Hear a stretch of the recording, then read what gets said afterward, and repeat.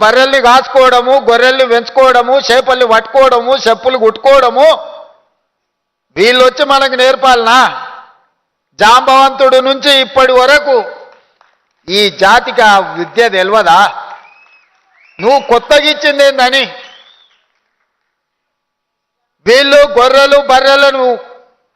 బర్రెల్ని పెంచుకోవాలా, గొర్రెల్ని అదేవిధంగా చేపలు పట్టుకోవాలి, చెప్పులు కుట్టుకోవాలా? మీ పుల్లలు మాత్రం రాజ్యాలు వెళ్ళాలనా? ఇదా మీ జాతి యొక్క ఆలోచన? అందుకే ఈ బర్రెలు గొర్రెలు చేపలు కాదు, చెప్పులు కుట్టుకోవడం కాదు, చెప్పులు కుట్టిన ఈ జాతే డాక్టర్లు, లాయర్లు, ఇంజనీర్లు కావాలి, ఐఏఎస్లు, ఐపీఎస్లు కావాలి, మీరు ఎమ్మెల్యేలు, ఎంపీలు కావాలి. ఈ రాజ్యాన్ని నడపాల. అప్పుడే ఈ జాతి గౌరవం పెరుగుతుంది. గొర్రెలు, బర్రెలు, చేపలు, చెప్పులు కుట్టడం కాదు.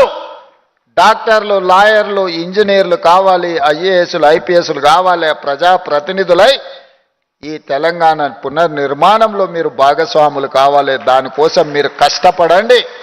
నా శక్తి ఉన్నంత వరకు మీకు సహాయాన్ని అందించే బాధ్యత నాది.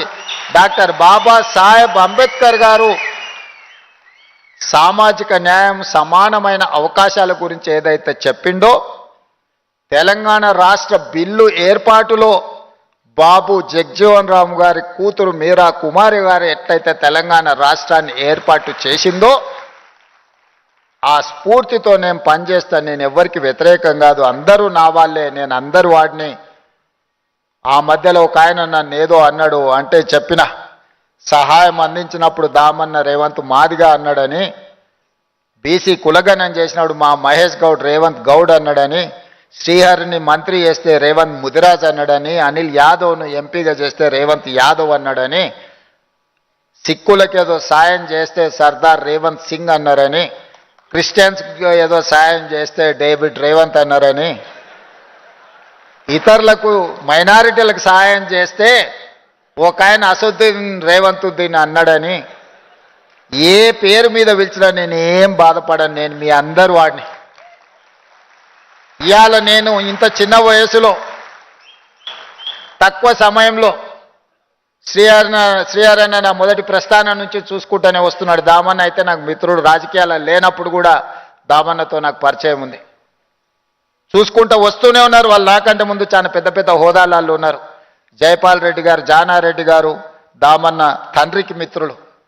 వాళ్ళందరూ కూడా పిసిసి అధ్యక్షులు కావాలని, రాష్ట్రానికి ముఖ్యమంత్రి కావాలి అని భావించి ఉండవచ్చు. కానీ వాళ్ళందరికీ రాని అవకాశం ఈ వయసులో నాకు వచ్చింది.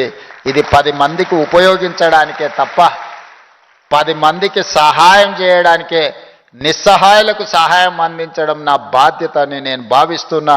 అందుకే ఈనాడు ఈ జాతి సమస్య పరిష్కారానికి శాశ్వతంగా పరిష్కారం చూపించాలని నిర్ణయం తీసుకున్నాం. మీరందరూ అభిమానంతో ఆత్మీయ సమ్మేళనం ఏర్పాటు చేసినందుకు సంతోషం. కానీ నిజమైన సంతోషం మీరందరూ కష్టపడి మిగతా జాతికి కూడా చేయుతను అందించి వాళ్ళని ముందుకు నడిపించినప్పుడే నాకు కానీ మా దామన్నకు కానీ నిజమైన సంతోషం కలుగుతుంది. మీరందరూ చేస్తారనే విశ్వాసంతో మీ దగ్గర సెలవు తీసుకుంటూ మా లక్ష్మణ్ గారు అదేవిధంగా నింబోలి అడ్డ గురించి, హాస్టల్ గురించి, అదే విధంగా భవన్ గురించి, ఇతర సమస్యలు ఏదైతే చెప్పినరో మా దామన్నకు, మా లక్ష్మణ్కు ముఖ్యమంత్రిగా ఆదేశాలు ఇస్తున్న చీఫ్ సెక్రటరీ గారిని పిలిచి సమీక్ష చేసి అంబేద్కర్ గారి జయంతి లోపల నిధులను మంజూరు చేద్దాం, నివేదికలను తయారు చేయండి. మీరేం వజ్రాలు అడగలే, వైదూర్యాలు అడగలే, మణులు అడగలే, మాణిక్యాలు అడగలే, మీ ఆత్మగౌరవాన్ని అడిగినరు. మీ ఆత్మగౌరవాన్ని ఇచ్చే బాధ్యత నాది. కార్యాచరణ సిద్ధం చేయండి దామన్న, తప్పకుండా మంజూరు చేస్తాను తెలియజేస్తూ మీ అందరి దగ్గర సెలవు తీసుకుంటాను.